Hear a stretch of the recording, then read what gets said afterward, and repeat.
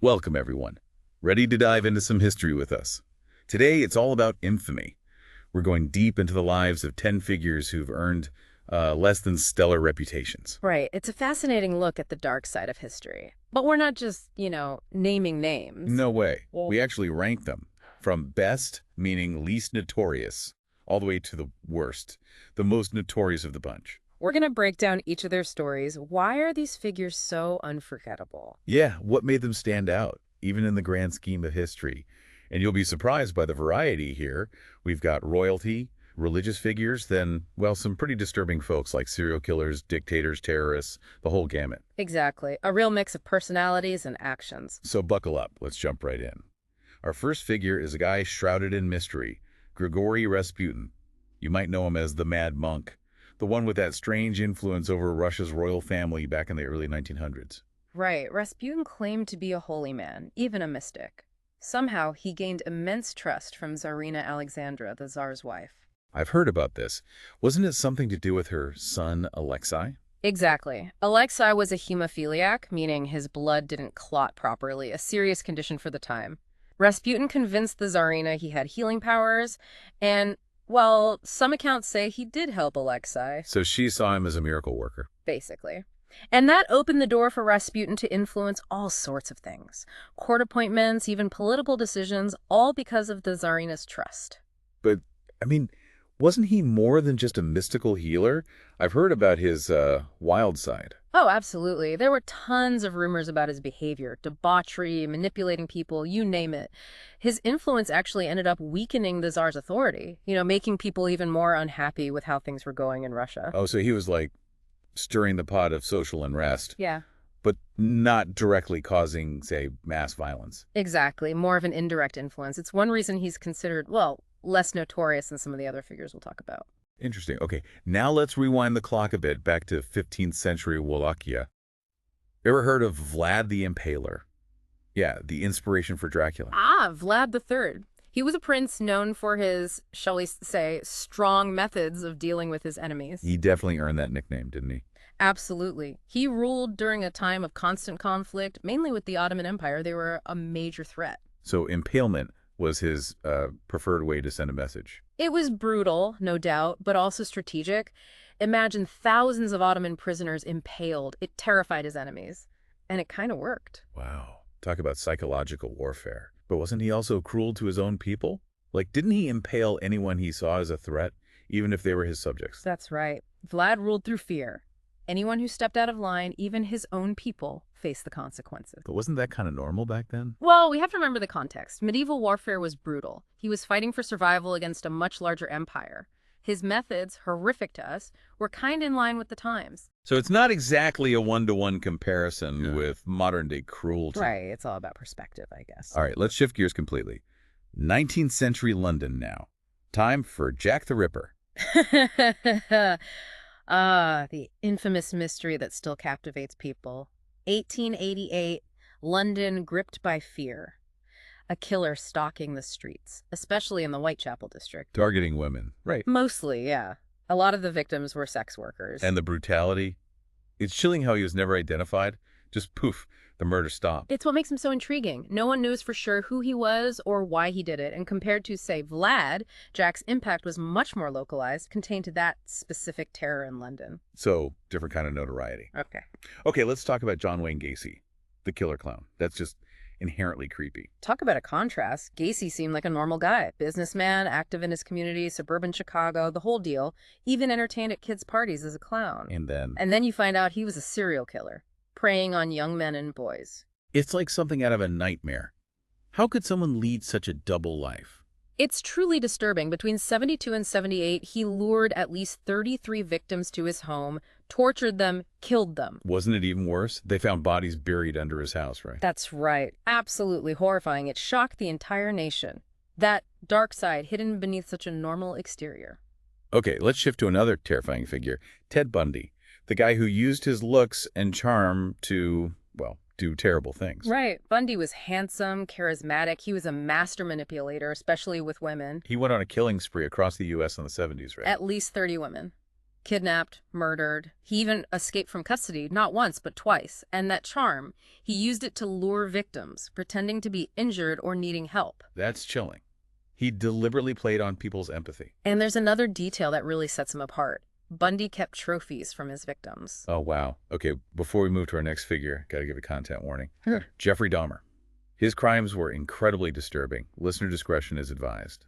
Dahmer's case is, well, it's one of the most gruesome in modern history. He operated under a facade of normalcy, didn't he? Like just an average guy living in Milwaukee. Unassuming, quiet.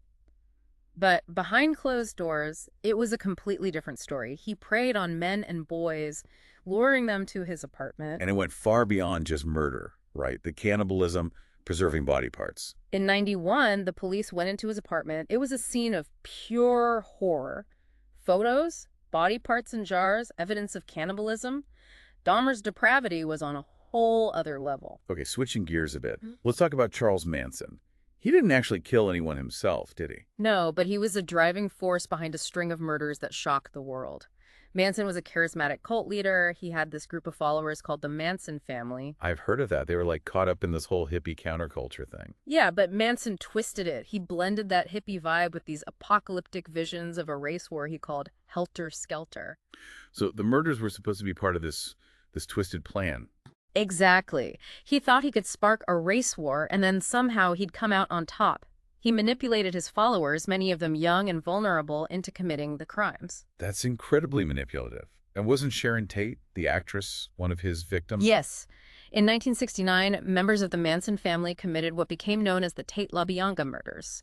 First, they killed Sharon Tate, who was 8 months pregnant, and 4 others at her house. And then the next night, they killed Lino and Rosemary LaBianca. It's hard to comprehend the level of brainwashing and control he had over his followers to do something so horrific. Right. Manson never personally killed anyone, but his influence led to these murders.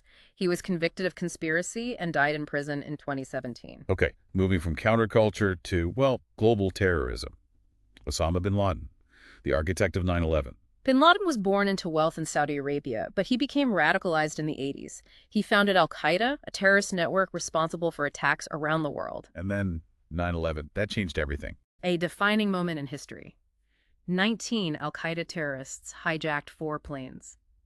2 hit the World Trade Center towers in New York. The images are seared into our memories. Another plane hit the Pentagon. And the 4th, passengers and crew fought back. It crashed in Pennsylvania. Nearly 3,000 people were killed. The deadliest terrorist attack ever. And bin Laden became the face of terror, a symbol of that hatred and violence. Yeah. What were the consequences of his actions? It launched the war on terror, leading to the invasions of Afghanistan and Iraq. Global security completely changed. Bin Laden was eventually killed in a raid in 2011, but his impact, it continues to shape the world today. Now we come to a figure whose name is almost synonymous with evil, Adolf Hitler. Mhm. His legacy is, well, it's a horrifying reminder of what hatred can lead to. Hitler rose to power in Germany in the 1930s. After World War I, Germany was in chaos. He exploited that, preaching a hateful ideology of Aryan supremacy and racial purity. And he targeted, well, anyone he deemed undesirable. Right. Exactly. Jews, Roma people, LGBTQ plus individuals, political opponents, anyone who didn't fit his twisted vision. It culminated in the Holocaust, the systematic murder of 6 million Jews and millions of others. Genocide on an unimaginable scale. And on top of that, World War II, another horrific consequence of Hitler's ambitions. He wanted to conquer Europe, and that plunged the world into war. Over 70 million deaths. Persecution, imprisonment, violence, all on a massive scale. It was a truly dark period in history. It's a stark reminder of how dangerous unchecked power and prejudice can be. And the importance of standing up against those ideologies wherever and whenever they appear. Finally, we reach our most notorious figure, Pablo Escobar, the Colombian drug lord whose influence spread far beyond his own country. Escobar came from humble beginnings, but he became the leader of the Medellin cartel. By the 80s and early 90s, they controlled most of the global cocaine trade. He had incredible wealth, power, but it was all bigger on violence and corruption. He wasn't afraid to use force, was he? Escobar was ruthless. Thousands died because of him. Judges, politicians, journalists, innocent civilians caught in the crossfire. He used terror to maintain control. And one act, it really shows his brutality. What was that? The bombing of Avianca Flight 203 in 1989. He thought a presidential candidate was on that plane. But the bombing killed everyone, 107 people, including families, children. It was a horrific act of terrorism. Wow. And what happened to him in the end? He was killed in a shootout with Colombian police in 1993, but the impact of his actions, the violence, the corruption, it continues to affect Colombia to this day. So there you have it. 10 notorious figures, each with their own dark legacy. And it's fascinating, albeit disturbing, to see how their notoriety came about. It's not just about body count or political power. It's a mix of factors. The scale of their crimes, their lasting impact, their methods, the historical context, all of it comes into play. And as we go deeper into each of their profiles, I think we'll see how these factors really intertwine to make them stand out in history for all the wrong reasons. Right. It's a complex and compelling look at the dark side of humanity.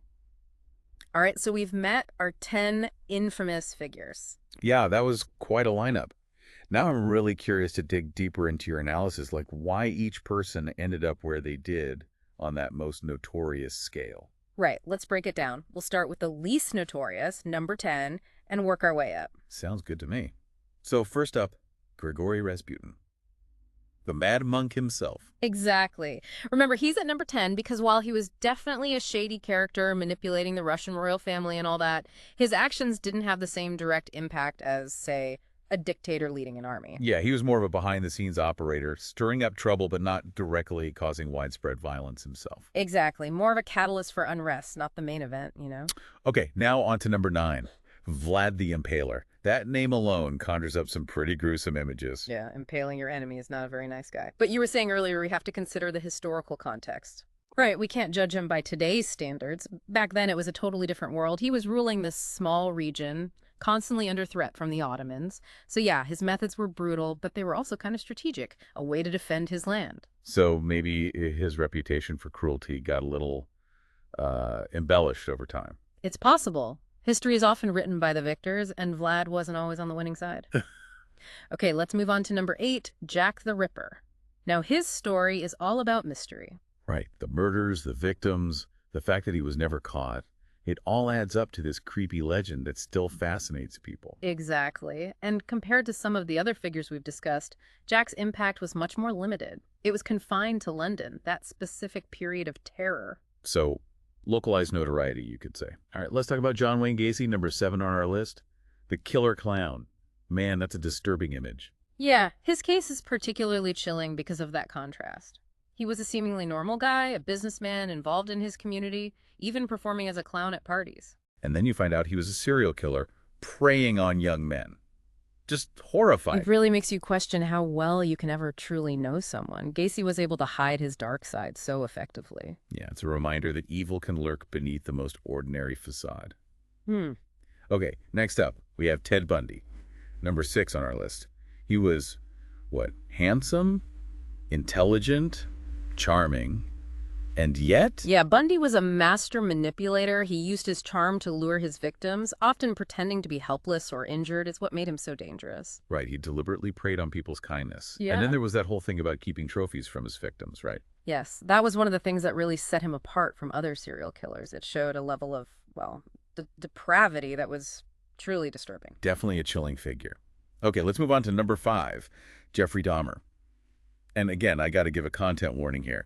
His crimes were extremely graphic and disturbing. Yeah, Dahmer's case is not for the faint of heart. Like Bundy, he operated under a veil of normalcy, but behind closed doors, it was a scene of absolute horror. The cannibalism, the dismemberment, the preserved body parts, it's just unimaginable. His case really delves into the darkest aspects of human psychology.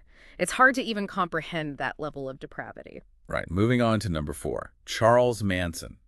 The man who orchestrated murders, but didn't actually kill anyone himself. How does that work? Manson was a cult leader. He had this group of followers, the Manson family, and he manipulated them into carrying out his twisted vision. He believed he could spark a race war, and he used his followers to try to make that happen. So he was more of a mastermind, pulling the strings from the shadows. Exactly. He had this incredible power of persuasion, a dark charisma that drew people in and then led them down a path of violence and destruction. Yeah, it's a reminder of how dangerous a charismatic leader with a twisted ideology can be. Okay, let's talk about number 3, Osama bin Laden. The mastermind behind 9/11, an act of terrorism that changed the course of history. Bin Laden was a complex figure. He came from a wealthy family but became radicalized, devoting his life to waging jihad. He founded Al-Qaeda, a network that carried out attacks all over the world. And then came 9/11, the most devastating terrorist attack in history. The images of the Twin Towers collapsing are forever seared into our collective memory. It was a horrific event that had ripple effects across the globe. It led to the war on terror, changed the way we think about security, and continues to shape international relations today. Yeah, his actions cast a long shadow. Okay, moving on to number 2, Adolf Hitler, a name that is synonymous with evil. Hitler's rise to power in Germany was a tragedy for the world. He exploited the chaos and instability of post-World War I Germany, preaching a message of hate and division. And that led to the Holocaust, the systematic extermination of millions of Jews and other groups deemed undesirable by the Nazi regime. It's a stain on humanity. It's a reminder of the dangers of allowing hatred and intolerance to fester. Hitler's legacy is a warning against the seductive power of propaganda and the devastating consequences of unchecked power. And finally, we reach number 1, Pablo Escobar, the Colombian drug lord whose ruthlessness and ambition knew no bounds. Escobar built a vast criminal empire through the drug trade, leaving a trail of violence and corruption in his wake. He was responsible for the deaths of thousands, including judges, police officers, journalists, and innocent civilians. He was a terrifying figure, willing to use any means necessary to maintain his power and control. And that bombing of the Avianca flight just to eliminate a potential rival, it shows you the depths of his cruelty. Escobar's story is a cautionary tale about the corrosive effects of greed and the human cost of unchecked ambition. His actions had a devastating impact on Colombia, fueling a cycle of violence that continues to this day. So there you have it, our top 10 most notorious figures, each leaving their own mark on history, each a reminder of the darker side of human nature. And as we've seen, notoriety isn't just about body count or political power. It's a complex mix of factors, including the scale of their crimes, their methods, the historical context, and their lasting impact on society. It's mind-boggling, right? How these figures, some from centuries ago, still have such a hold on us. Yeah, it's like their stories tap into something deep within us, this fascination with the extremes of human behavior, the good, the bad, and, well, the downright evil. And it's interesting how their notoriety changes over time, you know? Like Vlad the Impaler, he's almost become a mythical figure. Right, it's all the embellishment, the legends, the whole Dracula connection, history and folklore, they get all tangled up. It makes you wonder how much is real, how much is exaggerated. And then you have someone like Jack the Ripper. His notoriety is all about the mystery. We don't know who he was. We don't know why he stopped. It's that lack of closure, right? It keeps us guessing, keeps the story alive. The human mind, we crave answers even when there might not be any. It becomes an obsession almost. Like, can we crack the code? Mm-hmm. But even beyond the mystery, the horror, these stories, they actually offer a glimpse into ourselves. I think so. We see these patterns, this drive for power, the manipulation, the ambition. It transcends time and place. It's all part of the human condition. It's a reminder that we all have these capacities, the potential for good and bad. But we also have the power to choose, to learn from the mistakes of the past, to build a better world. That's the key, right? We're not just passive observers. We can learn, we can act, we can shape the future. So as we wrap up this deep dive, we want to leave you with something to think about. What lessons do these notorious figures teach us about ourselves, about the world? It's a complex question. There are no easy answers. But by asking those tough questions, by understanding the past, we can start to envision a future where these kinds of stories become warnings, not blueprints. Thanks for joining us on this journey. It's been dark, it's been fascinating, and we hope you're leaving with, well, more questions than answers. Because that's what it's all about. Keep exploring, keep questioning, keep learning. Until next time.